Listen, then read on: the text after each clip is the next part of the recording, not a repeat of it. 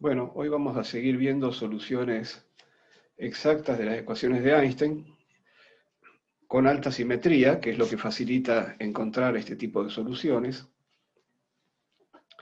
Hoy vamos a empezar a preparar lo que sería una solución, todavía no la vamos a reemplazar en la ecuación de Einstein, vamos a preparar la simetría de esa solución que se va a adaptar al estudio del universo como un todo, va a ser una solución de tipo cosmológica, y como es una solución de tipo cosmológica, no va a ser una solución de vacío, como fue la de las clases anteriores, en el caso de la geometría de Schwarzschild. Va a ser una solución que va a contener un fluido de materia, va a ser una solución a las ecuaciones con fuentes. Entonces, para hablar del universo como un todo, en primer lugar, vamos a hablar de qué unidades de distancia se van a usar. La unidad de distancia va a ser el parsec, que enseguida vamos a ver cómo se define, y en general vamos a usar kiloparsecs, megaparsecs y hasta gigaparsecs. Un parsec es una unidad de distancia que corresponde a la distancia a la que habría que ubicarse respecto del Sol para que el radio de la órbita terrestre subtienda un ángulo de 1 segundo de arco. Para calcular esta distancia hay que tener en cuenta que el radio de la órbita terrestre, lo que se llama la unidad astronómica, es de unos 150 millones de kilómetros, y entonces de esa manera el parsec da 3 por 10 a la 16 metros, o 3,26 años luz, es decir, para recorrer un parsec la luz demora 3,26 años. Y entonces el año luz es una unidad de distancia, es justamente la distancia que la luz recorre en un año, así que un parsec es 3,26 años luz. La razón de este nombre, parsec, se origina en dos palabras, una es paralaje y otra es segundo. Segundo es por el segundo de arco que está acá en la figura, y lo de paralaje proviene de que si nosotros observáramos desde la Tierra la posición de una estrella a un parsec, entonces como la Tierra va recorriendo su órbita alrededor del Sol, esa estrella que estaría ubicada en esta ubicación, la veríamos contra el fondo de las estrellas lejanas, cambiando de lugar, porque la veríamos con un error de paralaje debido a que la Tierra se está moviendo. Y entonces veríamos que esa estrella ubicada a un parsec haría una especie de elipse, copiaría, dependiendo de, en fin, qué ángulo forma la dirección a la estrella respecto del plano de la órbita terrestre, la veríamos en el fondo de las estrellas lejanas como recorriendo una elipse, pero eso es un error de paralaje por la forma en que la estamos mirando desde la Tierra y que la Tierra se está moviendo. Es decir, no la miramos siempre desde la misma posición. De ahí viene la palabra parsec. Ahora, ¿hay estrellas a un parsec? Bueno, la estrella más cercana al sistema solar, que es Alfa Centauro, que en realidad son dos estrellas, es una binaria, está a unos 4 años luz, de manera que está a una distancia un poco mayor a un parsec, y es la más cercana. Pero a nosotros no nos interesan para hacer cosmología las distancias a estrellas, sino las distancias intergalácticas, porque vamos a ver el universo como un todo, lo vamos a ver a gran escala. Entonces, ¿cuáles son esas escalas? Bueno, el tamaño de una galaxia es del orden de 1 a 50 kiloparsecs. Acá vemos, por ejemplo, la galaxia de Andrómeda, que es una galaxia cercana a la nuestra, a la Vía Láctea. Es una galaxia con la cual estamos empezando a chocar, un proceso que va a llevar cientos de millones de años posiblemente. Bueno, cuando hablamos entonces de algunos kiloparsecs, decenas de kiloparsecs, estamos a la escala del tamaño de galaxias. Las galaxias se agrupan en cúmulos de galaxias, y esos cúmulos tienen escalas de 2 a 10 megaparsecs. Por ejemplo, la figura que está acá a la izquierda corresponde a un cúmulo. Si la ampliamos, cada punto luminoso en esta imagen es en realidad una galaxia. Bien. Los cúmulos de galaxias se agrupan en supercúmulos, que tienen escalas de unos 100 megaparsecs. Entonces, a escalas de 100 megaparsecs podemos construir lo que sería nuestro vecindario cósmico. Se ha hecho este mapa haciendo un relevamiento de galaxias y de distancias de esas galaxias. Las distancias a las galaxias, como vamos a ver, se calculan con el corrimiento al rojo cosmológico de la luz que emiten esas galaxias. Entonces, en el centro de esta figura está nuestra galaxia, la Vía Láctea, y acá en un mapa de colores, donde acá hay una escala de colores, como ven, están pintados y representados con los colores las distancias de distintas galaxias que nos rodean en nuestra vecindad.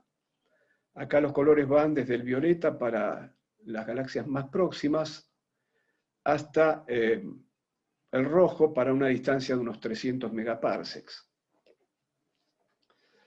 Esta es una versión moderna, esta figura que estamos marcando acá es una versión moderna de una que se hizo hace unos 15 años, 15, 18 años más o menos, que correspondía a tomar una rodaja del cielo. No sé si acá lo están viendo, vamos a ampliar un poco esto.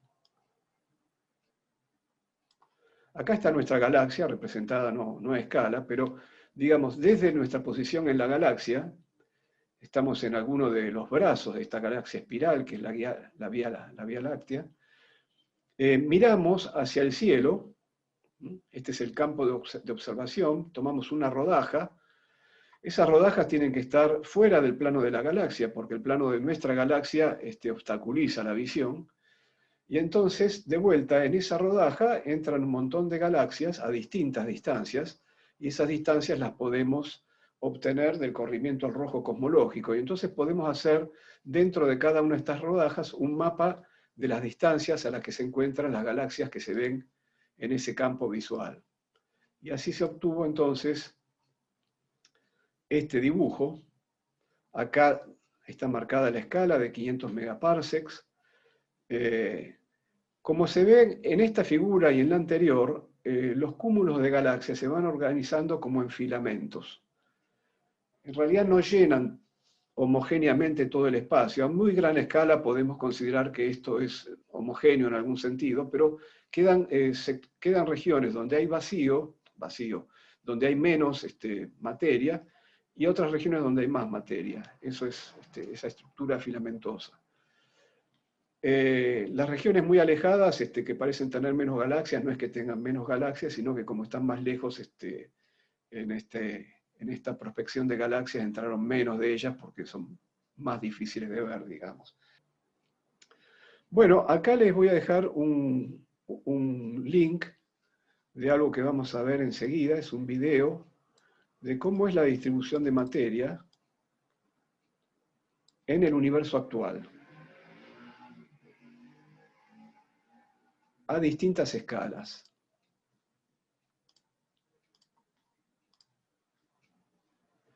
Entonces, fíjense, acá vamos a tener indicada la escala.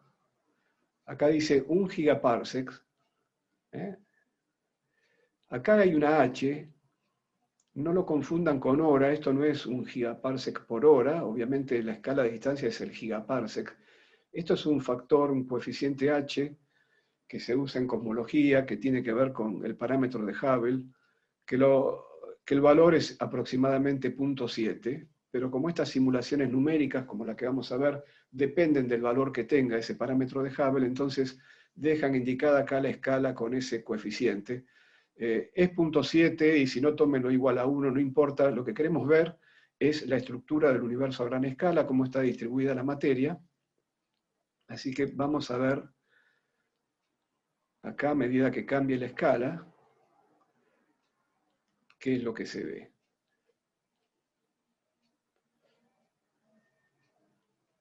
Ahora estamos en 500 megaparsec.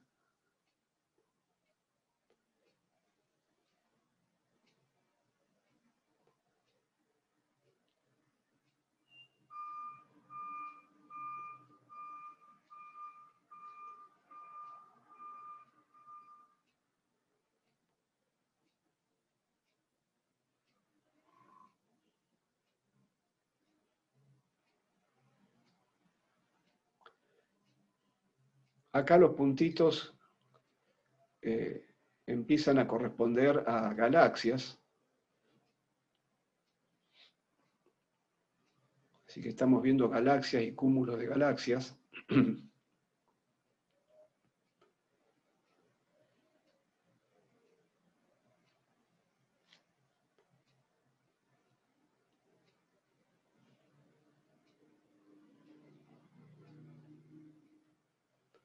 Bueno, muy bien. Entonces, teniendo una idea de cómo es la distribución de materia en el universo, vamos a empezar a hacer cosmología usando lo que sabemos de relatividad general. El punto de partida va a ser que a una cierta escala, a gran escala, escalas mayores que 150 megaparsecs, solemos decir, podemos pensar que el universo es isótropo y homogéneo.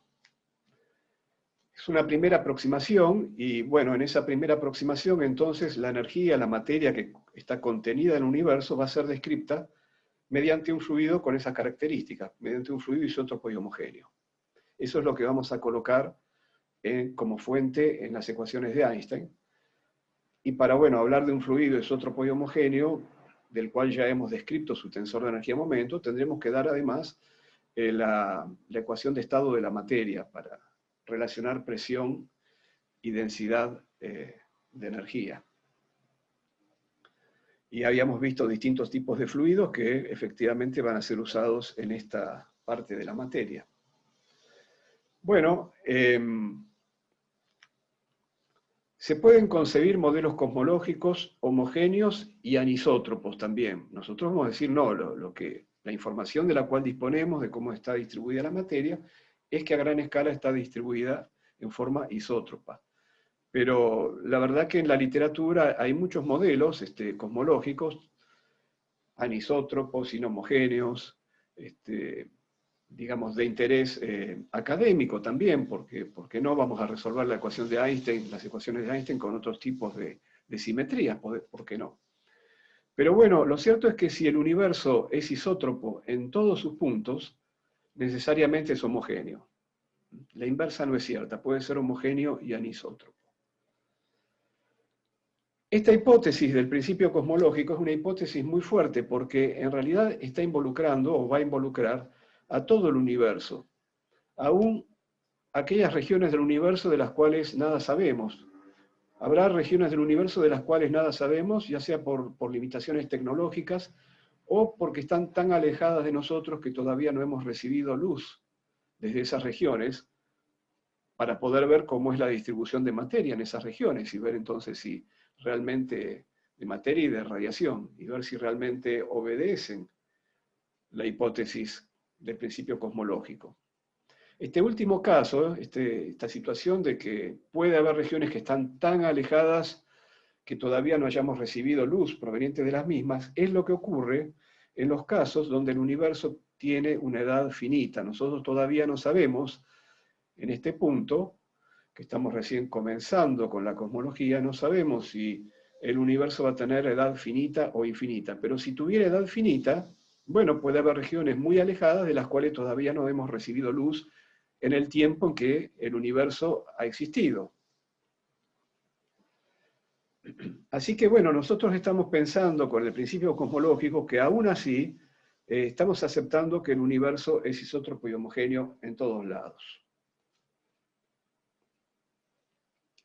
Ahora, en relatividad, las propiedades de isotropía y homogeneidad necesitan un enunciado un poco más preciso, porque imagínense que si el universo evoluciona, como conocemos seguramente que es lo que ocurre, el universo está en expansión, entonces, bueno, al cambiar en el tiempo la geometría del universo, y lo tendrá que hacer sin perder homogeneidad e isotropía, porque eso está en el corazón del principio cosmológico.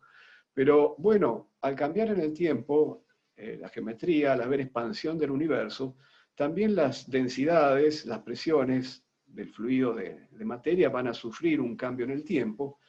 Y entonces, si yo quiero decir que la densidad es homogénea y la presión es homogénea, lo que debería decir en realidad es que en cada instante la presión es homogénea y la densidad es homogénea. En cada instante tiene el mismo valor en todos los puntos.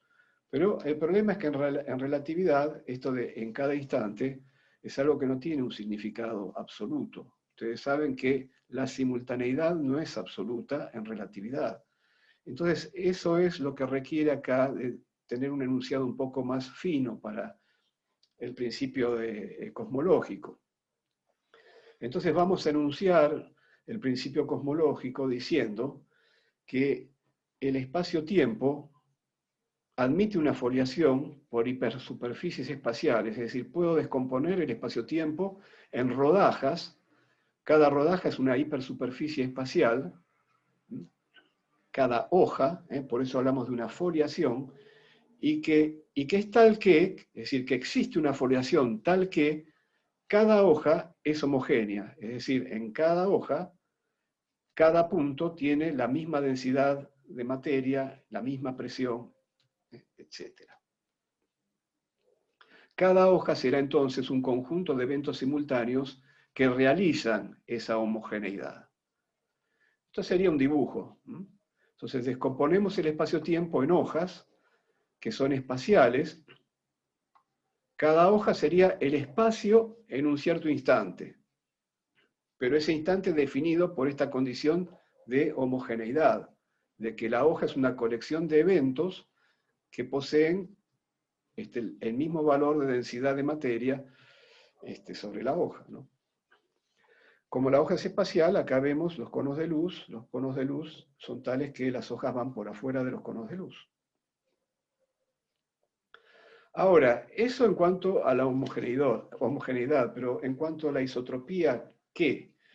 Bueno, en cuanto a la isotropía, lo que podemos decir es que para realizar la isotropía, las líneas de universo del fluido de materia, que son líneas de universo que tendrán que ir por adentro de los conos de luz, para el caso de las partículas con masa, las líneas de universo tienen que ser tales que no seleccionen sobre cada una de estas hojas ninguna dirección. Y para que eso ocurra, las líneas de universo tendrán que ser normales a estas hojas. Porque si no lo fueran, la proyección de la línea de universo sobre cada una de estas hojas seleccionaría una dirección privilegiada y rompería la isotropía. Entonces, con todo esto en la cabeza, estamos en condiciones de introducir una carta, un sistema de coordenadas adaptado a las líneas de universo del fluido de materia. Por eso se va a llamar una carta comóvil, una carta que acompaña al fluido de materia. ¿En qué va a consistir la carta comóvil? En que a cada línea de universo le vamos a colgar una etiqueta de coordenadas espaciales, x1, x2, x3. Para fijar un poco las ideas, podemos pensar que cada línea de universo corresponde a la evolución en el espacio-tiempo de una galaxia, por ejemplo. Entonces, cada galaxia va a tener coordenadas fijas. Y sobre cada galaxia, además, va a evolucionar el tiempo propio de la galaxia. Bueno, a ese tiempo propio de la galaxia lo vamos a adoptar como la coordenada temporal de la carta. Entonces, vamos a ver que la homogeneidad de la foliación nos permite decir que el tiempo coordenado va a ser constante sobre cada una de estas hojas. ¿Y por qué?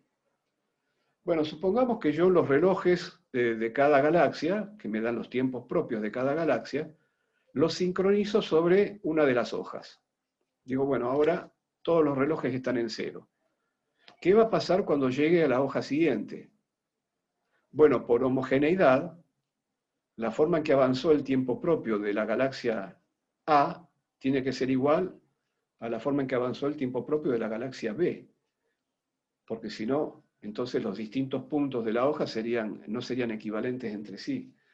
Por lo tanto, cuando lleguemos a la siguiente hoja, el reloj de la galaxia A marca lo mismo que el reloj de la galaxia B, y bueno, entonces es correcto decir que como yo estoy usando como tiempo coordenado de los eventos el tiempo que marcan los relojes de la galaxia, entonces todos los eventos que están sobre una misma hoja van a tener el mismo valor del tiempo coordenado, siempre y cuando yo haya hecho la sincronización en una cualquiera de las hojas.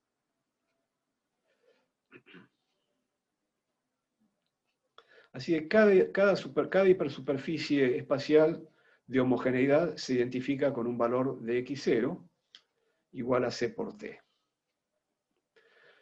Dicho todo esto, entonces, ¿cómo se va a expresar en la carta comóvil el intervalo? Bueno, necesariamente en la carta comóvil el intervalo se va a tener que expresar de esta manera. Lo que estamos haciendo es explotar la simetría que tiene el problema que queremos resolver para, usando una carta apropiada, adecuada a esa simetría, el intervalo nos quede de la forma más sencilla posible. Es decir, adelantar la forma que va a tener el intervalo, por lo menos algunos aspectos de ese intervalo, no todos obviamente, porque finalmente esta forma del intervalo, esta forma de la métrica, la vamos a tener que reemplazar en las ecuaciones de Einstein y resolver las ecuaciones de Einstein. Pero hasta aquí ya hemos anticipado varios aspectos que provienen de la simetría. Por un lado, el hecho de que las líneas x1, x2, x3 constantes, que son las líneas de universo de las galaxias, recuerden que llevan la etiqueta colgada, x1, x2, x3 constante, son normales a la superficie t igual constante, eso me dice entonces que el vector dA de t es ortogonal a los vectores dA de x1, dA de x2 y dA de x3. Eso quiere decir que en términos de las componentes de la métrica, que tienen que ver con los productos escalares de los vectores de la base coordenada, no va a haber entonces componentes de la métrica, se van a anular las componentes de la métrica que tengan carácter espacial temporal. Entonces, en el intervalo voy a ver por un lado una parte temporal y por otro lado una parte espacial. Y no va a haber cruces, no va a haber términos cruzados diferencial t, diferencial x1, diferencial t, diferencial x2, etc. Entonces acá tengo el bloque temporal y acá tengo el bloque espacial. En cuanto al bloque temporal, voy a decir que G00 vale 1. ¿Por qué? Porque el tiempo coordenado es el tiempo propio de las galaxias. Y las líneas de universo de las galaxias transcurren a x1, x2, x3 constantes. Es decir, en las líneas de universo de las galaxias, el intervalo es simplemente c por diferencial t. Y entonces, de esa manera, consigo que t sea el tiempo propio. Si hubiera acá un G00 distinto de 1, el intervalo, que sería c diferencial tau, no coincidiría con c diferencial t. Así que G00 tiene que ser 1 porque yo tomé el tiempo coordenado igual al tiempo que marcan los relojes. Y eso me obliga entonces en el intervalo a que G00 sea igual a 1. Eso me fijó la componente 00 de la métrica. Con respecto al bloque espacial, el bloque espacial va a tener que respetar la isotropía y la homogeneidad de cada hoja. El bloque espacial es la métrica de cada hoja. Esa métrica de cada hoja, sin romper la isotropía y la homogeneidad, podría estar globalmente multiplicada por un factor que dependa del tiempo. Eso querría decir que las escalas de distancias en cada una de las hojas, a medida que transcurre el tiempo, a medida que voy pasando de una hoja a la otra, podrían estar amplificándose, podrían estar expandiéndose o contrayéndose. Y todo eso estaría gobernado por este factor de escala global, el factor de escala A de t.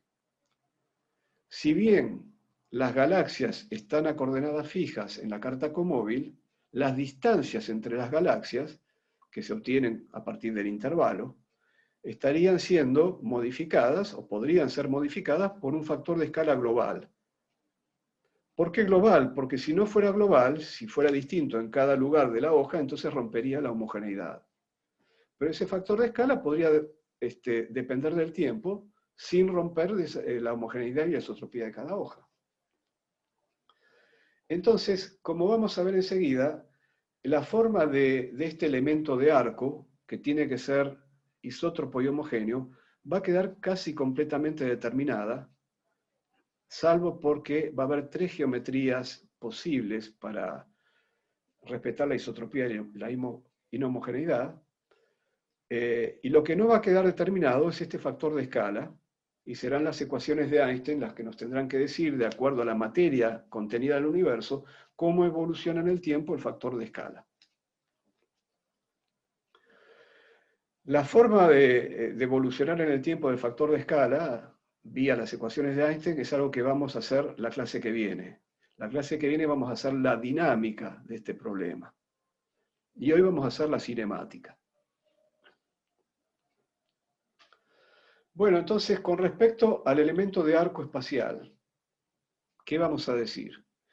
Bueno, vamos a decir que esa carta comóvil, x1, x2 y x3, también vamos a elegirla de la manera que sea más apropiada para el problema isótropo y homogéneo que queremos resolver. Y entonces vamos a decir que vamos a poder elegir como x1, x2, x3 una carta que sea... que esté compuesta de una coordenada radial r y dos coordenadas angulares, θ y φ, de la manera usual. Entonces, que la isotropía va a quedar expresada por esta forma característica de la parte angular, que solemos resumir en diferencial omega cuadrado, multiplicada por la coordenada radial al cuadrado, pero la coordenada radial al cuadrado, igual que sucedió con la geometría de Schwarzschild, no es la distancia radial, porque en el sector radial puede aparecer una componente no trivial del tensor métrico. Si esto fuera un 1, bueno, claro, la coordenada radial sería la distancia radial, pero en general no tiene por qué serlo. Entonces, esta es una forma general del elemento de arco sobre cada una de las hojas, que respeta la isotropía, pero que ahora queremos hacerle respetar la homogeneidad, porque esta función lambda de R va a ser determinada pidiendo que este elemento de arco respete la homogeneidad. Para respetar la homogeneidad, lo que vamos a hacer es calcular el tensor de Riemann de esta geometría tridimensional, y entonces, contrayendo el tensor de Riemann, vamos a calcular el escalar de curvatura tridimensional, y vamos a pedir que sea una constante, para respetar la homogeneidad, para que la curvatura tenga el mismo valor en cada punto de la hoja. Bueno, resulta que para esta forma de la métrica tridimensional, el escalar de curvatura da este resultado. Entonces acá está esta función incógnita lambda de R. Si pedimos que este resultado sea una constante, podemos integrar acá y obtener lambda de R. Y entonces la función lambda queda determinada de esta manera. Esta A que está acá, fíjense que tuvimos que hacer una integral, esto es una ecuación de primer orden para lambda de R, entonces quedó una constante de integración, que es esta A que está acá. A diferencia de lo que ocurre de lo que ocurrió con Schwarzschild, acá aparecería una singularidad de la carta, pero no hay ninguna razón para que la carta tenga una singularidad en R igual a 0. Y entonces, porque R igual a 0 acá, bueno, es cualquier punto de la hoja. En cualquier punto de la hoja podemos empezar a contar desde ahí la coordenada radial R. Pero todos los puntos son equivalentes. Distinto era lo que ocurría en la geometría de Schwarzschild, donde el punto desde donde contábamos la coordenada R era el punto era el centro de la simetría esférica, pero acá no estamos pidiendo simetría esférica. Estamos pidiendo simetría esférica, sí, pero en cada punto. Es decir, estamos pidiendo isotropía en cada uno de los puntos, cosa que no ocurría en la geometría de Schwarzschild. Había un único punto respecto del cual teníamos la isotropía. Entonces, acá el origen de coordenadas, desde donde se ve la isotropía de este elemento de arco, es cualquier punto de la hoja. Entonces, este comportamiento singular en R igual a 0 lo podemos evitar eligiendo la constante de integración A igual a 0. Bueno, hecho esto, déjenme reemplazar esta constante K minúscula, que quedó acá dividida por 6, entonces abreviaremos esto llamando K mayúscula a K minúscula sobre 6, y entonces ahora el elemento de arco espacial quedó completamente definido. Esto que está acá vale 1 sobre 1 menos k mayúscula r cuadrado. Y esta es la forma general de la geometría del modelo cosmológico isótropo y homogéneo que vamos a utilizar de aquí en más. Entonces, como decíamos, ¿cuánto vale K? Esto es, ¿qué tipo de geometría espacial isótropa y homogénea tenemos? ¿Y cuánto vale el factor de escala? ¿Cómo varía en el tiempo? ¿Cómo se expande el universo? Es algo que va a ser determinado por las ecuaciones de Einstein, según sea el fluido de materia que actúe como fuente. Bueno, este tipo de geometrías se comenzaron a estudiar en 1922, Friedman fue el primero en estudiarla. En 1935 y 1936, Robertson y Walker establecieron que era la forma más general de una geometría que describiera un universo isótropo y homogéneo. Por eso estas geometrías, estas métricas, se llaman las geometrías de Friedman-Robertson-Walker. FRW. También se las llaman de Friedman-Lemaitre, Robertson-Walker. Vamos a mencionar a Lemaitre en un momento. Bueno, muy bien. Ahora que tengo esta geometría, me puedo preguntar, para confirmar que todo está razonablemente escrito, y no lo que vamos a preguntarnos, lo que vamos a verificar tiene que ser sí o sí. Lo que nos vamos a preguntar es, bueno, ahora que tenemos esta geometría, las líneas de universo de las partículas del fluido, las líneas de universo de galaxias, esas líneas que tenían las coordenadas espaciales fijas, ¿son verdaderamente geodésicas de esta geometría? Porque si no lo fueran, estaríamos en un problema. Bueno, ¿cuál es la cuadrivelocidad en la carta comóvil de esas líneas de universo?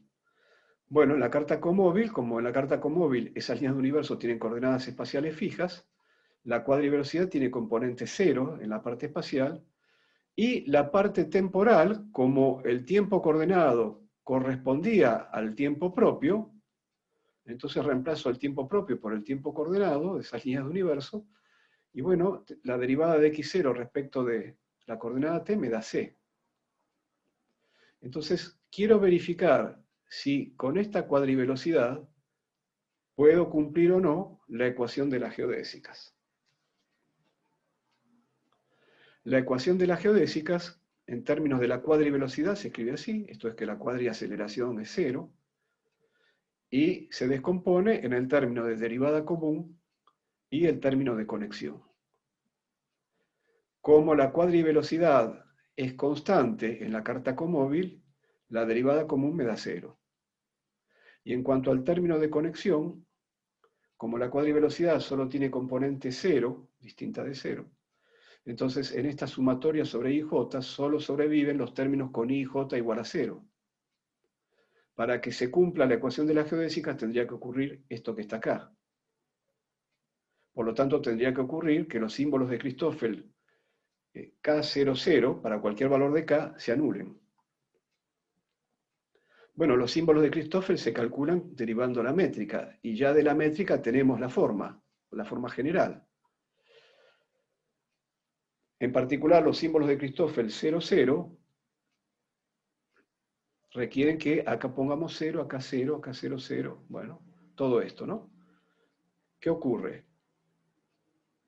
No había bloque temporal espacial en la forma que adoptó la métrica en la carta comóvil, de manera que G0L vale 0 y GL0 vale 0. Y en cuanto a las derivadas de G00, G00 valía 1. Así que las derivadas se anulan. De manera que hemos verificado la ecuación de la geodésica, efectivamente las líneas del universo del fluido cumplen la ecuación de la geodésica. Bueno, en cuanto al valor de K, que va a ser determinado por las ecuaciones de Einstein, vale la pena decir que en realidad hay solo 3 casos del valor de K que son significativos. Y es que o bien k vale 0, o bien k vale 1, o bien k vale menos 1. Es decir, lo único que importa es saber si vale 0 o si es positivo o negativo. Y esos tres casos se resumen en k igual 0, 1 o menos 1. ¿Por qué? Porque en realidad, si k es distinto de 0, para cualquier valor distinto de 0 de k, yo puedo hacer un cambio de coordenadas que absorba el valor de k en la coordenada radial. Si yo hago ese cambio de coordenadas, ya sea para k igual a 1, para k para k positivo o negativo, entonces, bueno, yo absorbí acá, redefiní r, digamos, redefiní r cuadrado como k por r cuadrado. A todo esto lo llamé mi nueva r cuadrado. Bueno, pero entonces tengo también acá r cuadrados acá arriba. ¿Qué hago? Multiplico y divido por k. Y entonces acá por r cuadrado lo redefino como r cuadrado. Ah, pero como dividí por k, me quedó un k dividiendo acá afuera. Bueno, pero el factor de escala es algo que no está definido todavía. Es decir, yo puedo absorber ese valor de k en el factor de escala y redefinir el factor de escala absorbiendo el k. Así que un cambio de coordenadas que no nos saca de la carta comóvil, porque simplemente estoy absorbiendo en R una constante. Así que la nueva carta va a ser tan comóvil como la anterior. Bueno, ese simple cambio de carta que me lleva a una nueva carta comóvil me permite quedarme nada más que en estos tres casos significativos. Que k sea 0, que sea 1 o menos 1. Si k es 0,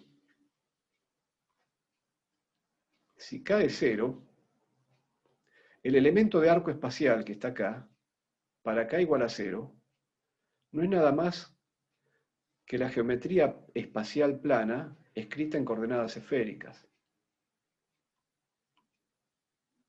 Es esto. Si k es igual a 0, me queda esto. Pero esto es el espacio euclidiano tridimensional en coordenadas esféricas. Yo puedo hacer entonces un cambio a coordenadas cartesianas. Esto mismo, esta carta sería tan comóvil como la primera, porque si r, θ, φ son constantes sobre cada línea de universo de una galaxia, lo serán también x y z, porque x y z son función de r, θ, φ. Así que cuando k es igual a 0, podemos trabajar con esta carta o también vamos a trabajar con esta otra. K igual a 1 corresponde a la geometría de una tres esfera. Una tres esfera es algo que no podemos imaginar. Nosotros imaginamos una dos esfera, porque la imaginamos sumergida en un espacio euclidiano tridimensional. Entonces, pensemos ahora que, bueno, a esas dos esferas que sí podemos imaginar, le agregamos una tercera dimensión, pero que esa tercera dimensión también es cerrada, como son las dos dimensiones que vemos sobre la dos esfera. De manera que si yo recorro, me muevo siempre en una misma dirección, termino al final volviendo al punto de partida. Bueno, imaginen esa situación en un espacio tridimensional. Por eso esa geometría que corresponde a valores positivos de K, vamos a denominarlas espacios cerrados. Bueno, fíjense que en ese caso, para K igual a 1, entonces yo puedo hacer el siguiente cambio de coordenadas a todo esto, que sería un diferencial exacto, claro. Lo puedo definir como diferencial chi cuadrado. En otras palabras, el cambio de coordenadas que estoy haciendo es elegir llamar a R seno de chi. Si R es seno de chi, todo esto que está acá es el diferencial de chi cuadrado. De paso, veamos una cosa, ya que estamos acá. Al elegir k igual a 1, en realidad yo estoy haciendo también una transferencia de dimensiones, porque en realidad k era una cantidad que tenía dimensiones, porque k era una curvatura y las curvaturas tienen dimensiones de 1 sobre distancia al cuadrado. Recuerden que las curvaturas, por ejemplo, bueno, por ejemplo, si tomamos las componentes del Riemann en la conexión de Levi-Civita, tiene derivadas segundas de las componentes de la métrica. Nosotros, creo yo, estamos acostumbrados a pensar que las componentes de la métrica no tienen dimensiones, lo cual no es cierto, porque en realidad, si yo uso como coordenadas un ángulo, como por ejemplo tenemos acá, si uso como coordenadas un ángulo, bueno, la componente θ tiene dimensiones. Lo que seguro tiene dimensión de longitud al cuadrado es el intervalo. Después, cómo se reparten esas dimensiones de longitud al cuadrado dentro de los términos que contienen las contracciones de las componentes del tensor métrico con los diferenciales de las coordenadas, tiene que ver con qué tipo de coordenadas estoy usando. Si son ángulos, son adimensionales, y entonces la componente del tensor métrico tendrá que hacerse cargo de las dimensiones de longitud al cuadrado que tiene el intervalo. Pero ocurre que cuando uno escribe la coordenada r, tiende a pensar que r tiene dimensiones de longitud. Y al haber absorbido el k dentro del r, como ven acá, el r quedó adimensional. Y la dimensión de longitud al cuadrado, que tiene que tener el intervalo, se transfirió al factor de escala, que absorbió el k. Entonces, ahora lo que está acá adentro es todo adimensional, y el factor de escala tiene que tener unidades de longitud para que el factor de escala al cuadrado me dé la unidad de longitud al cuadrado del intervalo.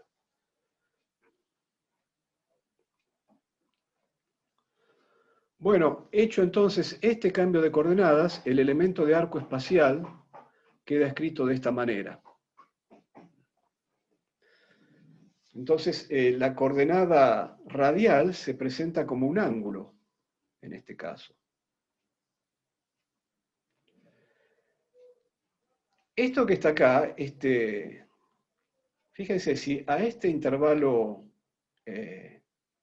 espacial yo le quitara el último término, le suprimiera la última coordenada, o bien si considerara en este 3 espacio la geometría de las subvariedades con phi igual constante, entonces esto tendría la forma que tiene el diferencial omega cuadrado. Es el diferencial de un ángulo al cuadrado más el seno cuadrado de ese ángulo por el diferencial de otro ángulo al cuadrado. Es la misma estructura que vemos acá. Es decir, al tener una dimensión más y estar en un espacio cerrado, isótropo y homogéneo, se nos repitió la estructura de los ángulos. ¿Se nota eso? Bueno, así que no tiene que sorprendernos que las 3 esferas admitan cartas donde el elemento de arco se pueda escribir de esta manera.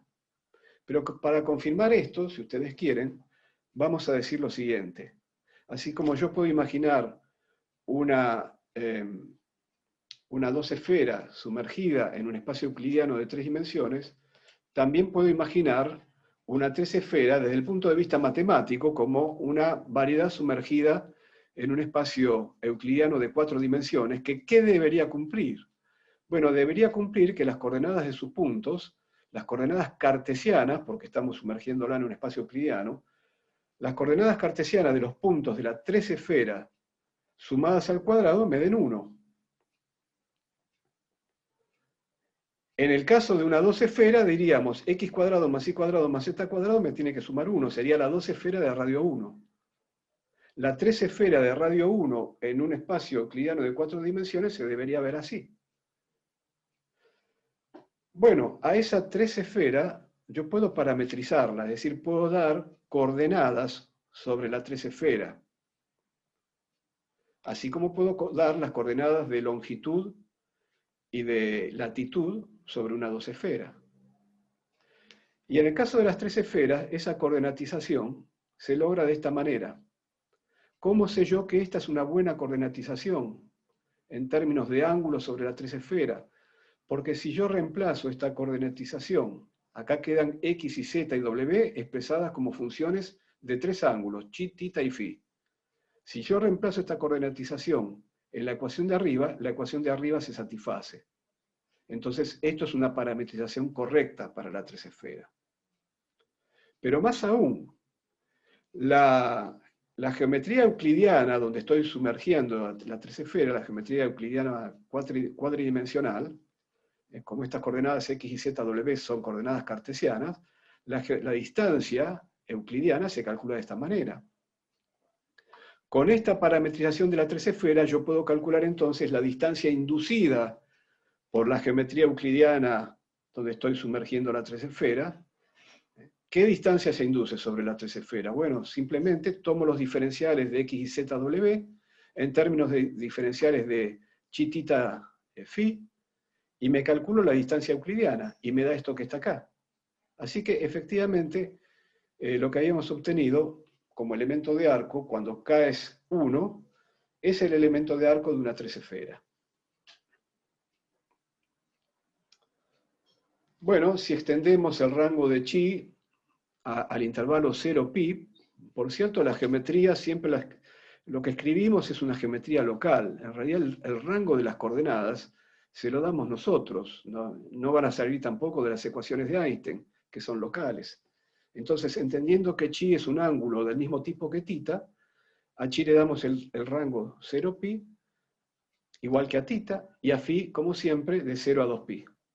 Y entonces podemos integrar para calcular el volumen de la tres esfera.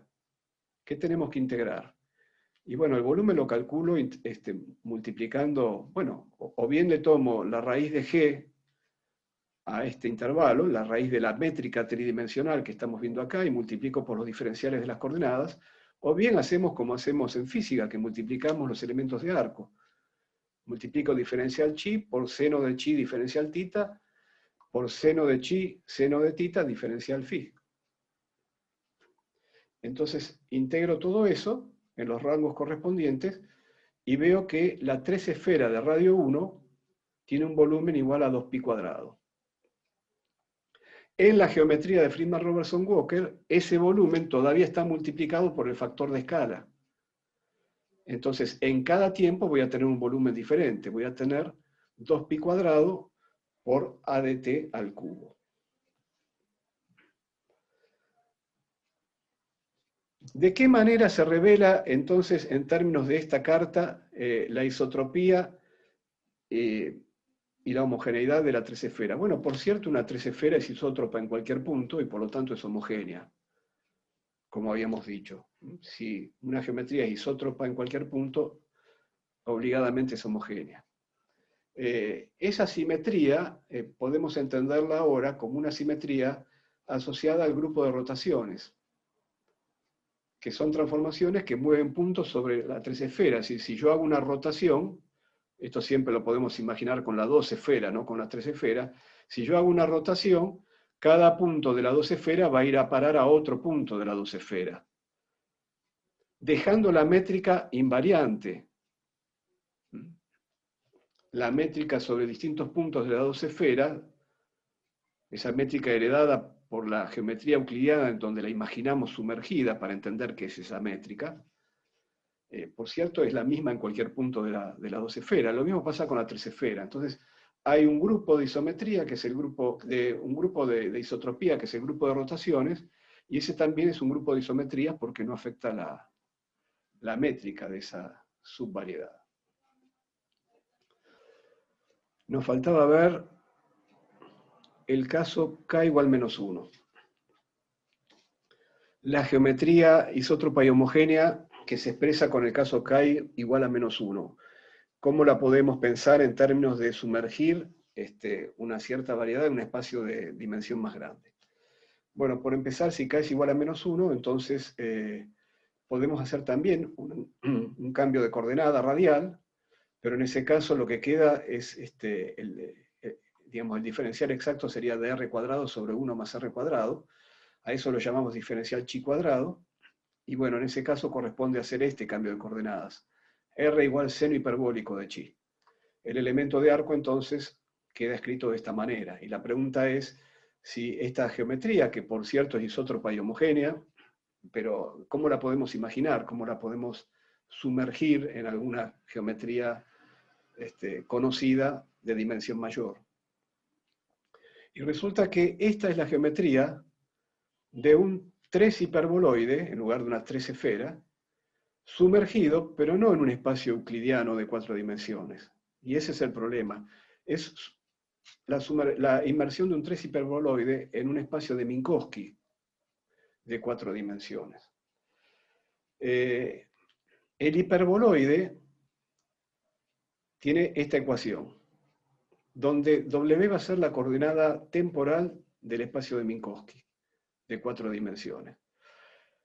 Para verificar que realmente este elemento de arco corresponde a la métrica sobre este hiperboloide, si el espacio exterior es un espacio de Minkowski, entonces primero vamos a parametrizar el hiperboloide, igual que hicimos con la 3 esfera. Vamos a dar coordenadas sobre el hiperboloide.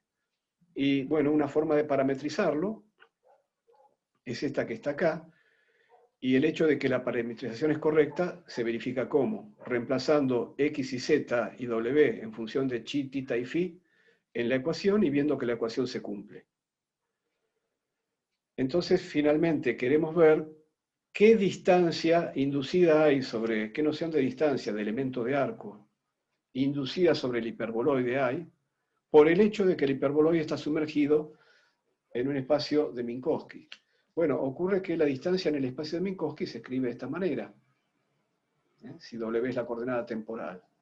Entonces, diferenciando x y z w en términos de los diferenciales de chi, tita y phi, y reemplazando en la distancia minkowskiana, se obtiene exactamente el elemento de arco que tenemos acá. Entonces, esto es una forma de representar en nuestras cabezas. Es una forma de representarlo en el papel, claramente que sí, pero en nuestra cabeza es difícil representar esto. ¿Cómo sumergimos un hiperboloide en una geometría de Minkowski? En nuestra cabeza solo está la geometría euclidiana del espacio físico de 3 dimensiones, entonces esto es complicado. ¿De qué manera el 3 hiperboloide es isótropo en todo punto? Y si lo es por lo tanto homogéneo. Bueno, es isótropo en todo punto en el sentido del espacio de Minkowski donde está sumergido. Esa isotropía se basa en el grupo de Lorentz en vez del grupo de rotaciones. El grupo de Lorentz, igual que ocurría con las rotaciones en la 3 esfera, mueven puntos sobre el hiperboloide. Toman un punto en el 3 hiperboloide y lo mandan a otro punto sin afectar la métrica. Así que el grupo de Lorentz son isometrías sobre el hiperboloide. Bueno, vamos a resumir estos 3 casos de vuelta de estos 3 posibles elementos de arcos espaciales de esta manera. En los 3 casos pudimos hacer el cambio a una coordenada angular chi. Naturalmente, en el primer caso, k igual a 0, no hicimos nada directamente. Si k es igual a 0,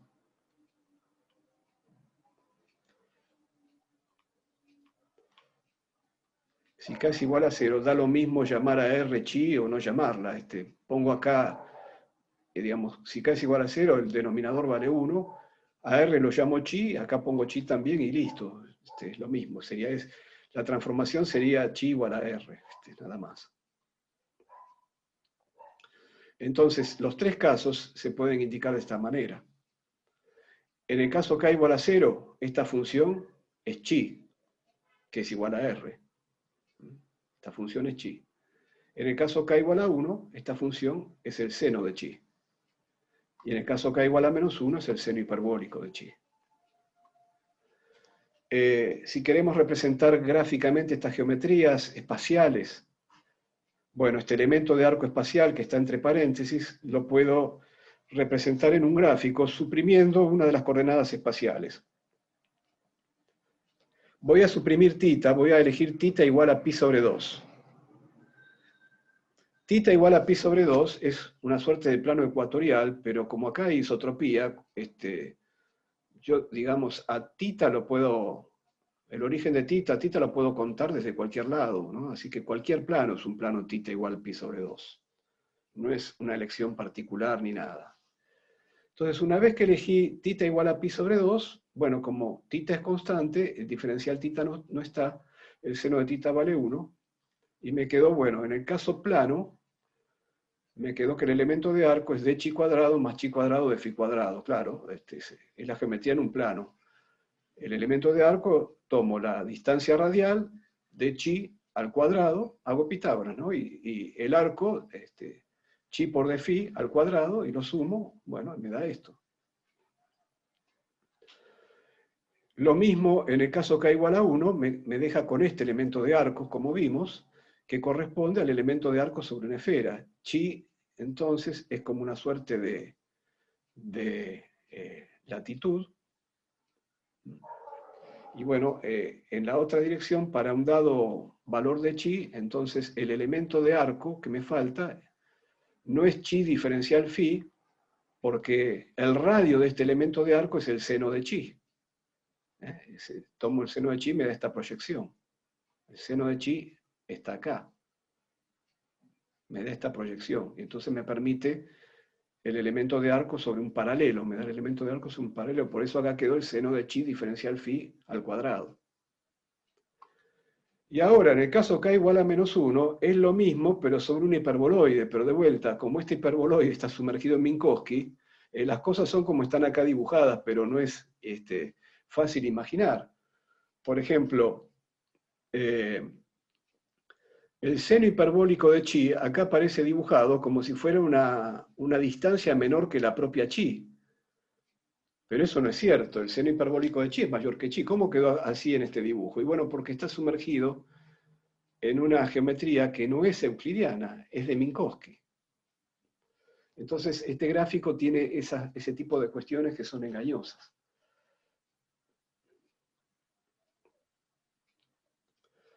Otra forma de distinguir estas tres posibles geometrías espaciales es, por ejemplo, ¿qué pasa con la relación entre arco y ángulo? En una geometría plana, el arco dividido el ángulo me da el radio. El arco es igual al radio por el ángulo. En estas geometrías que están acá, ¿cómo calculo el arco? Bueno, el arco es un elemento, digamos, para una coordenada radial fija, es decir, fijando chi, yo tomo un elemento de longitud. Entonces, ¿qué me queda? Me va a quedar f de chi, esto ya vale 1, el seno cuadrado de θ vale 1, me queda que el elemento de arco es f de chi diferencial phi. Así que el elemento de arco es f de chi diferencial phi. Para un determinado ángulo, diferencial phi. Quiere decir que la relación entre el elemento de arco subtendido por un ángulo diferencial phi me da la función f de chi. Pero la función f de chi no es la distancia radial es chi, o diferencial chi. Quiere decir que si estoy en la geometría plana, la relación entre arco y ángulo me da el radio, como sabemos que ocurre en la geometría plana. Pero en la geometría cerrada me da el seno de chi, que es menor que el radio. Y en la geometría abierta, que es la del caso k igual a menos 1, me da el seno hiperbólico de chi, que es mayor que el radio. De vuelta, lo voy a dibujar en la geometría esférica, que es allí donde podemos manejarnos mejor con la intuición. Entonces, sobre la esfera, si yo vivo sobre la esfera, la distancia radial chi se mide así. Si miro la esfera sumergida en una geometría euclidiana de 4 dimensiones, donde yo puedo imaginar qué es lo que estoy midiendo. Lo que estoy midiendo es esta distancia a lo largo de un meridiano. Y estoy subtendiendo acá un ángulo diferencial chi. Pero el arco que estoy subtendiendo no es igual a diferencial chi por esta distancia radial chi. Es igual a diferencial phi por este radio r de la esfera en donde estoy viviendo. Este radio lo miro porque tengo la esfera sumergida en otra dimensión mayor. Entonces, me doy cuenta de esta manera que este arco, subtendido por el ángulo diferencial phi, es r por diferencial phi, pero r es menor que chi. Que es lo que está escrito acá arriba.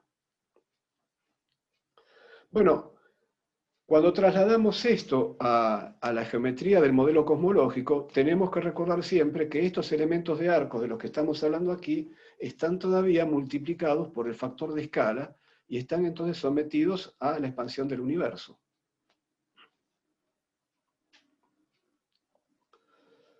Bueno, como habíamos dicho en esta clase, no íbamos a hacer dinámica, solo íbamos a hacer cinemática. Estamos preparando las variables con las cuales vamos a hacer dinámica. Entonces la dinámica va a estar dada por las ecuaciones de Einstein y la variable que estamos preparando, o el par de variables, son el factor de escala como función del tiempo y, bueno, las tres posibilidades de que finalmente la distribución de materia en el universo nos obliga a trabajar en un espacio plano, cerrado o abierto. Entonces, sigamos haciendo un poco de cinemática y, bueno, todavía no sabemos entonces si el universo va a estar en expansión o no. Lo sabemos porque, bueno, lo conocemos a través de la divulgación científica, digamos. Pero entonces, a nivel de la cinemática, podríamos hacernos la siguiente pregunta. ¿Qué hecho físico podría revelarnos que el factor de escala está cambiando en el tiempo? Entonces, como discutíamos en el intervalo, vamos a considerar lo siguiente. Vamos a ver que el hecho físico va a ser que la frecuencia de la luz emitida por una fuente en algún lugar del universo, por alguna galaxia, digamos, y recibida por nosotros en este otro lugar del universo, si el universo se está expandiendo, va a llegar corrida al rojo. Y eso es lo que vamos a llamar el corrimiento al rojo cosmológico, que juega aparte del corrimiento al rojo gravitatorio que vimos en la geometría de Schwarzschild. Las dos cosas existen, son dos cosas de origen diferente. Entonces vamos a considerar una galaxia que está emitiendo una señal, está emitiendo unos pulsos luminosos desde alguna posición fija en la carta comóvil. La carta comóvil es la carta donde las galaxias están fijas. Por supuesto, en el universo de verdad, las galaxias tienen movimientos peculiares. Por ejemplo, puede haber galaxias que estén orbitando alrededor de otras galaxias. Y bueno, ese es un movimiento peculiar que no está tenido en cuenta en esta forma de ver el universo a gran escala, que es la forma en la que ven al universo los modelos cosmológicos, ¿no? Entonces estamos ignorando esos movimientos peculiares. Entonces tenemos una galaxia emisora y una galaxia receptora que están ubicadas en coordenadas espaciales fijas. Sin perder generalidad, podemos pensar que las dos están ubicadas en el mismo valor de tita y en el mismo valor de phi, y que lo único que nos interesa es la coordenada chi, la coordenada radial. ¿Por qué no perdemos generalidad? Porque como el origen de coordenadas lo podemos elegir en cualquier lado, por ejemplo, podríamos elegir el origen de coordenadas en la posición de la galaxia emisora. Y entonces, desde ahí, estaríamos tirando la coordenada chi radial hasta llegar hasta nuestra galaxia, donde está el receptor. Y entonces, esa curva que une el emisor con el receptor sería una curva de chi variable y tita y phi constante, por haber elegido convenientemente el origen de coordenadas. Podríamos elegir el origen de coordenadas en el receptor y diríamos lo mismo. O en cualquier punto intermedio sobre esa línea curva de la que estábamos hablando, que sería una geodésica espacial de tipo radial.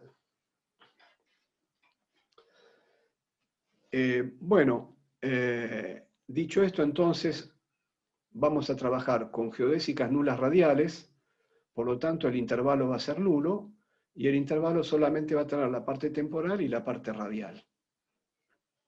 Las coordenadas θ y φ van a ser fijas, es decir, el rayo de luz va a viajar por una línea de universo que tiene θ y φ fijos.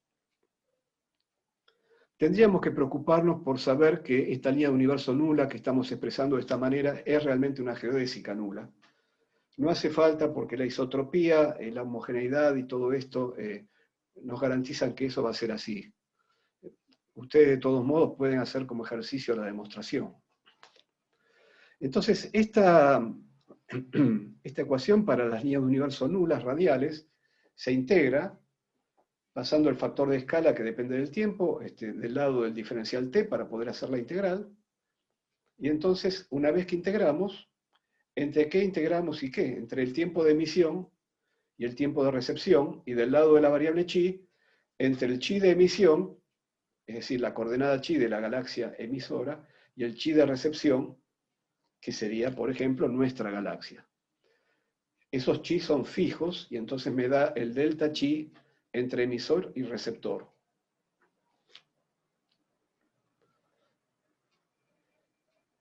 Bueno, lo que vamos a hacer ahora para ver este corrimiento al rojo cosmológico es imaginar que el emisor está emitiendo pulsos. Entonces hay un primer pulso que se emite en un tiempo que llamamos tiempo de emisión. Y que va a ser recibido mucho después, porque va a tener que recorrer las distancias intergalácticas, va a ser recibido en nuestra galaxia en un tiempo que llamaremos el tiempo de recepción. El emisor está emitiendo pulsos con una cierta periodicidad. Ese periodo va a ser el periodo de la fuente, el periodo del emisor. Lo vamos a llamar T grande de la fuente. Quiere decir que transcurrido un tiempo T grande de la fuente, parte hacia nosotros un segundo pulso. Bueno, entonces, como el tiempo coordenado es igual al tiempo de los relojes, al tiempo propio de las galaxias, y el periodo de las fuentes es un tiempo físico, es un tiempo medido por relojes, pero afortunadamente pudimos elegir el tiempo coordenado igual al tiempo físico, entonces al tiempo físico de las galaxias. Entonces, este periodo de emisión de la fuente es también la diferencia de tiempo coordenado entre la emisión del primer pulso y la emisión del segundo pulso. En la recepción, ¿qué es lo que ocurre? El primer pulso se recibió en un tiempo que vamos a llamar tiempo de recepción, tiempo coordenado de recepción. El segundo pulso va a llegar, si el universo se está expandiendo, va a llegar retrasado. Va a llegar retrasado respecto del primero porque el segundo pulso va a tener que recorrer una distancia mayor, porque viaja después que el primero. Y entonces, como viaja después, va viendo distancias, por cada lugar por donde va pasando el segundo pulso, va viendo distancias a recorrer cada vez más grandes que el primero. Entonces, lo que esperamos es que el segundo pulso llegue retrasado. Bueno, entonces, el tiempo de recepción del segundo pulso va a ser igual al tiempo de recepción del primer pulso, más una cierta cantidad de tiempo que habrá que esperar, que la llamaremos el período observado. Nuevamente, el período observado se observa, es un periodo físico, se observa con relojes que están fijos en la galaxia de recepción.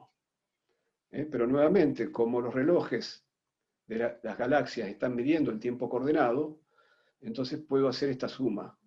Estoy sumando el mismo tipo de tiempo. El tiempo coordenado también es un tiempo medido por relojes fijos en las galaxias.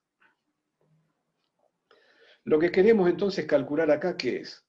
Lo que queremos calcular es cómo varió el período observado respecto del período de la fuente.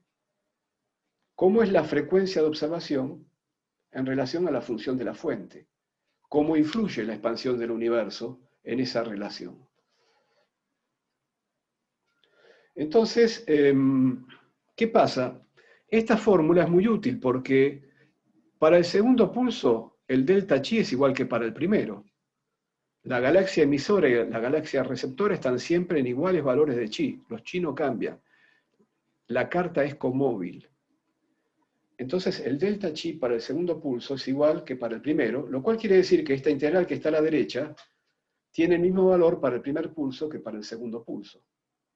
Pero claro, para el primer pulso se calcula entre el tiempo de emisión del primer pulso y el tiempo de recepción del primer pulso. Para el segundo pulso, el tiempo de emisión es otro, es este que está acá, y el tiempo de recepción también es otro. Pero por lo demás, cada uno de estos dos términos valen delta chi. Por lo tanto, la diferencia entre ellos es igual a 0.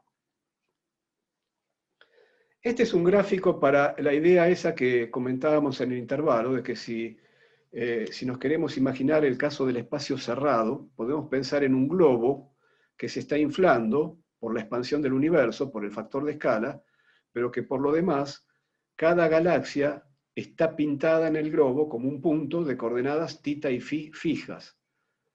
Cada galaxia en el globo es un valor de latitud y de longitud, pero como el globo se está inflando, el factor de escala está jugando ahí para aumentar las distancias intergalácticas, sin que cambien las coordenadas. Entonces, acá tenemos sobre el globo, la superficie del globo es el universo, el interior del globo es una representación que nos hacemos nosotros. Entonces, en la superficie del globo hay una galaxia emisora en un chi de emisión y una galaxia receptora en un chi de recepción.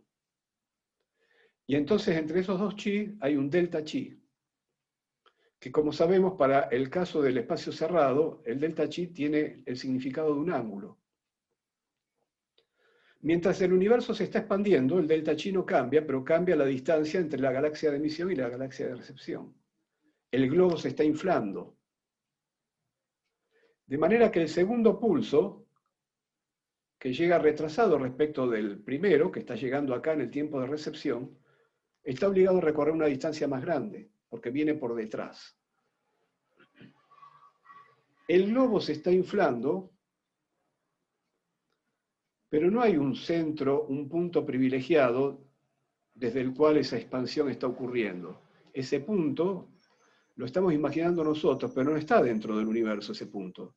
Esto es nada más que la representación gráfica del globo sumergido en un espacio de dimensión más grande. Sobre el globo ningún punto es privilegiado, porque si no se rompería la homogeneidad. Todos los puntos pintados sobre el globo, que representan galaxias, se están distanciando unos de otros. No se están distanciando desde un punto privilegiado, desde un centro de expansión. Si queremos progresar y ponerle una dimensión más a esta representación gráfica, entonces podemos pensar en el modelo de un budín con pasas de uvas, que se pone a elevar dentro del horno. Las pasas de uvas son las galaxias. Las pasas de uvas están siempre en el mismo lugar, pero como el budín leva, se distancian unas de otras. Bueno. Entonces sigamos con el cálculo del corrimiento al rojo. Entonces estas dos integrales son iguales. Y acá vamos a hacer lo mismo que hicimos con el caso del observatorio interferométrico de ondas gravitatorias. Teníamos también dos integrales de este tipo. Y entonces, fíjense, lo que hicimos en realidad para pasar acá es ese truco que habíamos hecho en aquella clase. Dijimos, bueno, esta integral se hace en el intervalo TE-TR, y esta integral se hace entre TE más TF y TR más T observación. Estos dos intervalos de integración están superpuestos prácticamente, salvo por una pequeña parte en donde no hay superposición. Entonces, claro, al hacer la diferencia entre estas dos integrales, la parte donde los intervalos de integración se superponen, actualmente, en realidad se eliminan entre sí solitos. Lo que tiene de físico este resultado es lo que pasa en esos dos intervalos donde no hay superposición. Eso es lo importante en esta relación. Y esos dos intervalos donde no hay superposición son los siguientes. En la integral que está acá en el segundo término, yo integré hasta TR, y acá me pasé un poco más, integré hasta TR más T de observación. Entonces me pasé en el intervalo que va de TR a TR más T de observación. Y en cambio, después del otro lado del intervalo de integración, acá había integrado desde tiempo de emisión, pero acá integré desde un poquito después, desde el tiempo de emisión más el periodo de la fuente. Entonces, para que esta igualdad valga, esos dos pedacitos, uno que estaba del lado de la recepción y el otro que estaba del lado de la emisión, tienen que ser iguales entre sí. Pero ahora voy a usar el argumento que usé también aquella vez.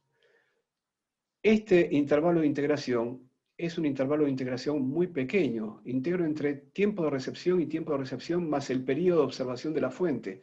Este es un periodo de una onda luminosa. Igual que acá, es el periodo de la fuente, pero es el periodo de la onda luminosa. El periodo de la onda luminosa puede ser de 10 a la menos 15 segundos. Es un tiempo muy pequeño,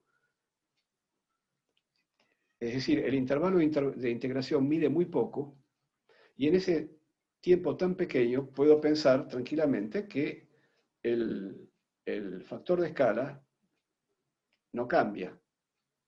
Es decir, puedo hacer en muy buena ley la aproximación de que el integrando es constante en el intervalo de integración. Solo que de este lado de la igualdad, lo que voy a sacar como constante afuera es el factor de escala en el tiempo de recepción. Y del otro lado de la igualdad, lo que voy a sacar es el factor de escala en el tiempo de emisión. Una vez que hice eso, lo que me queda es hacer la integral de diferencial t, pero la integral de diferencial t es la medida del intervalo, que es tiempo de observación a la izquierda y tiempo de la fuente a la derecha. Y entonces acá me dice que si el universo se estuviera expandiendo, recuerden que estamos haciendo la cinemática, entonces la pregunta es, si el universo se estuviera expandiendo, ¿qué pasaría? Bueno, si el universo se estuviera expandiendo, el factor de escala en el tiempo de recepción es mayor que el factor de escala en el tiempo de emisión. Por lo tanto, para que la igualdad valga, el periodo observado va a tener que ser mayor que el periodo de la fuente. O en términos de frecuencia, que la frecuencia observada sea menor que la frecuencia de la fuente. Es decir, la frecuencia se debilita en un universo en expansión y por eso hablamos de un corrimiento al rojo cosmológico.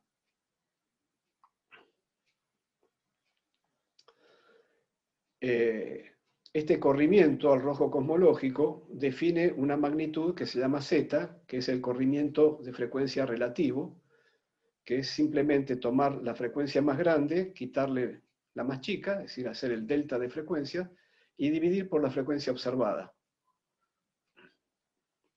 Que esto es lo mismo que el cociente de frecuencias que acabamos de hacer, hicimos el cociente de periodos, pero es lo mismo, menos 1.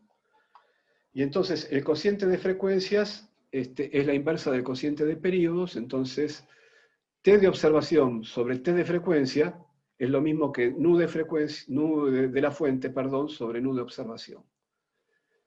Y entonces lo que da es el factor de escala en el instante de recepción dividido el factor de escala en el instante de emisión.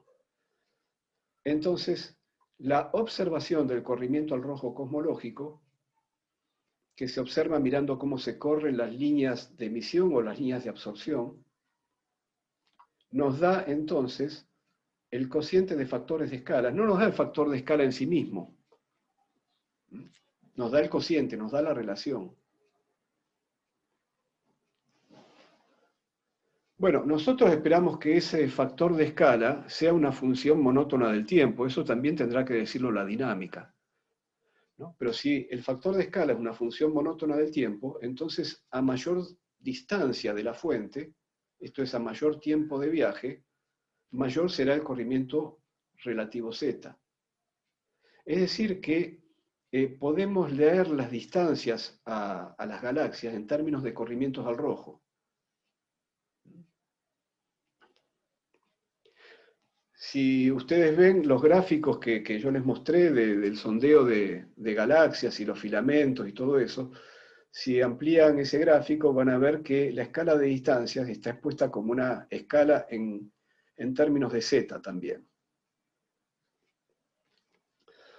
Bueno, la teoría de la expansión del universo fue propuesta por Lemaitre en 1927 y fue confirmada en 1929 por las observaciones de Hubble, las observaciones del corrimiento al rojo cosmológico.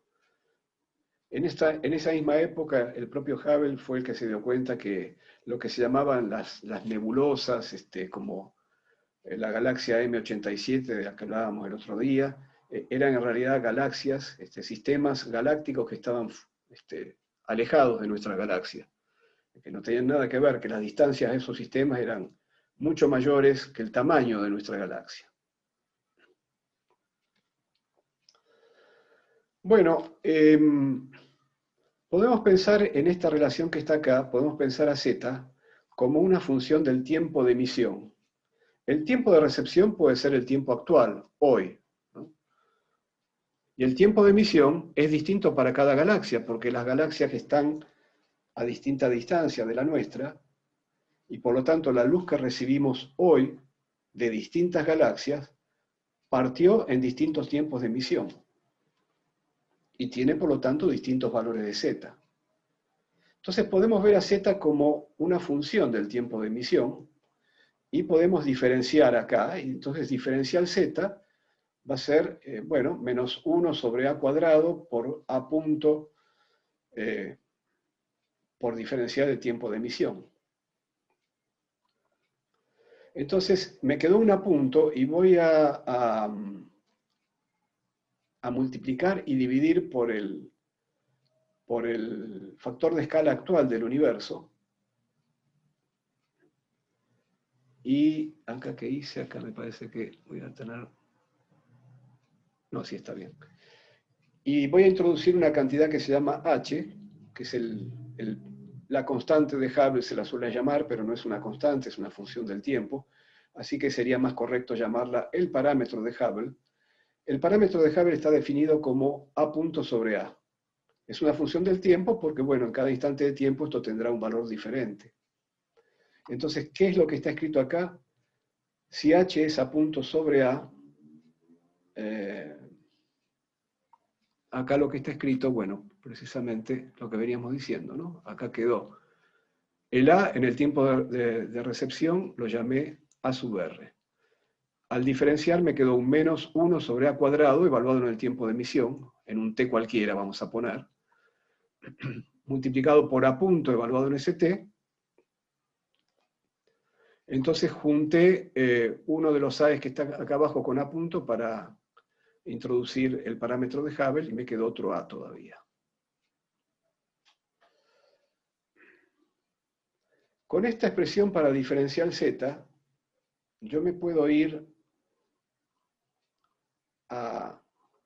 acá y hacer un cambio de variables. Tengo una relación entre diferencial Z y diferencial T.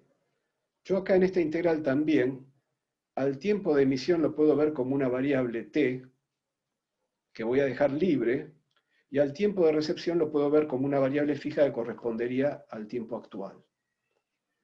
Entonces voy a hacer un cambio de variables, voy a introducir acá, voy a reemplazar diferencial T sobre A de T en función de diferencial Z. Entonces diferencial T sobre A de T lo voy a escribir como diferencial Z sobre A sub R, el factor de escala actual del universo, es un número, y va a quedar dividiendo todavía el H de T. Pero como hay una relación entre T y Z, que es esta relación, al H de T lo puedo pensar como un H de Z. Y entonces me queda de esta manera. ¿Cómo escribo los límites de integración? Bueno, en términos de Z, al tiempo de emisión le corresponderá el Z que sea. El Z que corresponde a una galaxia que está a la distancia necesaria, correspondiente a ese tiempo de emisión. Y el tiempo de recepción le corresponde un Z igual a 0, porque si yo estuviera recibiendo una fuente que emitió hoy, bueno, que para recibir una fuente que emitió hoy, la fuente tiene que estar acá, y la recibo sin corrimiento al rojo, así que al tiempo de recepción, en este cambio de variables, le corresponde Z igual a 0. ¿Y por qué están dados vuelta los límites de integración si al tiempo de emisión le corresponde z y al de recepción 0? Porque hay un signo menos acá en este cambio de variables. Y entonces di vuelta los límites de integración. Entonces, esta expresión se usa más que la otra, porque en general no vamos a hablar del tiempo cosmológico, sino que vamos a hablar de z en reemplazo del tiempo cosmológico. Para valores pequeños de z, la clase que viene cuando tengamos la dinámica, vamos a saber cómo evoluciona el parámetro de Hubble en el tiempo, o en z, de acuerdo al fluido de materia que llena el universo. Pero como acá estamos haciendo cinemática y todavía no sabemos qué va a pasar con la dinámica, podemos decir todavía lo siguiente, que para valores pequeños de z, podemos evaluar el integrando en z igual a 0. Esto es, pensar que el integrando varía poco si z es pequeño, varía poco entre 0 y valores pequeños, y directamente entonces evaluar el integrando en z igual a 0, lo cual corresponde a evaluar el parámetro de Hubble en el tiempo actual, y sacarlo afuera como factor común, como constante de integración. De esa forma, entonces, voy a tener delta chi multiplicado por AR, que es una constante y sale afuera. AR es el factor de escala actual. Si multiplico la distancia, entre comillas, radial por el factor de escala, lo que obtengo es la distancia real actual. No la distancia a la que estaba la galaxia cuando emitió la luz, la distancia a la que está actualmente, porque estoy multiplicando por el valor actual del factor de escala. Entonces, esto lo puedo hacer siempre, puedo sacar siempre el factor de escala actual, multiplicar acá y escribir esto en términos de la distancia actual a la fuente, que se suele llamar sigma a la distancia real, y en este caso sigma sub r. Pero ahora viene la aproximación de la que hablábamos. Si z es muy pequeño, puedo aproximar h por el valor actual. Entonces, este h evaluado en el valor actual lo saco fuera de la integral y lo paso multiplicando. Y me queda finalmente la integral de diferencial z entre 0 y z. Y bueno, eso me da z. Tenía además este c que pasó dividiendo, y me da que para valores pequeños de z, yo puedo asociar la distancia actual a la fuente con el valor actual del parámetro de Hubble de esta manera. ¿Cuál es el valor actual del parámetro de Hubble? Bueno, si yo sé medir distancias a fuentes cercanas, que es todo un problema en astronomía, lo que se llama la escalera de distancias, cómo establecer distancias. La clase que viene vamos a hablar un poco más de esto, pero si yo de alguna manera tengo una forma de saber, por lo menos para alguna fuente cercana, cuál es el valor, cuál es la distancia a la fuente, bueno, midiendo el corrimiento al rojo cosmológico a esa fuente, podría determinar el valor actual de h, y así luego utilizarlo para otras fuentes. Bueno, el valor actual de h es de unos 70 kilómetros sobre segundo sobre megaparsec. Ustedes dirán, ¿qué unidad rara es esta? Porque megaparsec es una unidad de distancia, kilómetro también. ¿Cuál es la unidad de h? Bueno, la unidad de h es 1 sobre segundo. A tiene unidades de longitud, en esta situación donde la carta es adimensional. Pero no importa qué unidades tenga A. H tiene unidades de 1 sobre segundo. ¿Y entonces qué es todo esto? Bueno, esto efectivamente, si escribimos los megaparsecs en kilómetros, podríamos simplificar los kilómetros. Es una manera cómoda de indicar h, simplemente porque las distancias a las fuentes se miden en megaparsec, por ejemplo. Entonces es cómodo escribir esto que está acá. C medido en kilómetros sobre segundo, ya que acá tenemos kilómetros sobre segundo, son 300.000 kilómetros sobre segundo. Quiere decir entonces que C menos 1 por el valor actual del parámetro de Hubble me da unos 10 a la menos 4 megaparsec a la menos 1. Entonces, esto me da la idea de para qué distancias esta aproximación que hicimos es razonable. ¿Para qué distancia z es mucho menor que 1? Y bueno, puedo llegar hasta unos 500 a 1000 megaparsecs tranquilamente, porque lo que está acá es 10 a la menos 4 megaparsecs a la menos 1. Derivemos la distancia a las galaxias, derivémosla respecto del tiempo. Como la distancia a una galaxia se calcula multiplicando el factor de escala por el valor fijo de delta chi entre esa galaxia y la nuestra, entonces la derivada temporal de la distancia a la galaxia es a punto por delta chi. Si multiplico y divido por a, reconstruyo con el factor a la distancia a la galaxia y con la división por el factor a reconstruyo h. Quiere decir que la velocidad entre galaxias, pero velocidad no por los movimientos peculiares de la galaxia. Esta es una velocidad entre comillas, porque es debida a la expansión del universo. En realidad no es una velocidad en el sentido en el que hablamos normalmente de velocidades. Pero bueno, esa velocidad entre comillas es proporcional a la distancia entre galaxias, y el factor de proporcionalidad es el parámetro de Hubble. Entonces, yo puedo reemplazar el parámetro de Hubble en la expresión para z como el cociente entre sigma punto y sigma. Y entonces z queda escrito así. Siempre para z mucho menor que 1. Y de esta manera le damos a z el sabor de un efecto Doppler, porque queda como una velocidad, entre comillas, sobre c, que es la forma que tiene z en el efecto Doppler también para velocidades pequeñas, ¿no? Bueno, muy bien. La clase que viene, cuando tengamos dinámica, vamos a lograr expresiones más exactas para z, pero vean que con esta expresión sencilla para z ya podemos llegar a distancias suficientemente grandes para manejarnos en nuestro vecindario cósmico.